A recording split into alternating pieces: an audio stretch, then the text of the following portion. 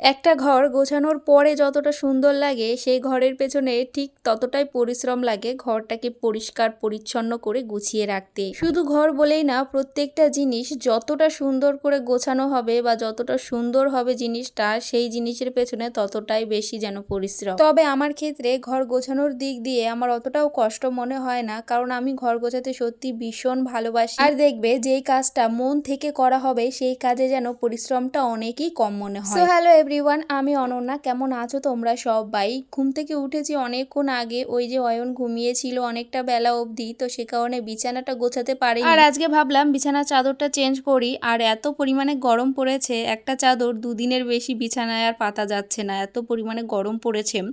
আর দেখবে গরমের মধ্যে সাদা বিছানার চাদরগুলো দেখতে বেশি ভালো লাগে, আর সেই বিছানায় মানে ঘুমিয়েও একটু শান্তি। আর বিশেষ করে পুরনো বিছানার চাদরগুলো, নতুন বিছানার চাদর এই গরমে বিছানায় বিছাতে ভালোই লাগে না।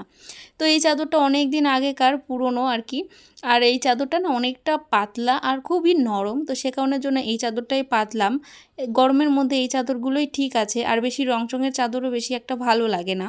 তো এই চাদরের কালারটা একদম হালকা কালার আছে। আর জানো তো, একটা কথা খুব বলতে ইচ্ছা করছে।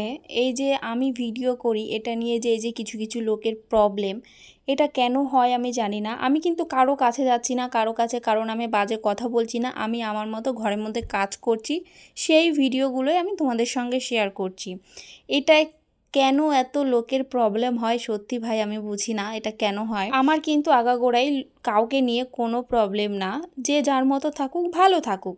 কিন্তু আমার এই ভিডিও করা নিয়ে যে প্রবলেমটা, সত্যি কি আর বলবো। তো যাই হোক, বালিশগুলো আর কি রেখে দিচ্ছে জায়গা মতন, আর আমি রোজ এভাবে বিছানাটা গোছাই। আর বিছানা গোছানোর পর ঝাড়ু দিয়ে যদি একটু বিছানার চাদরটা টান টান না করি না, ভালোই লাগে না।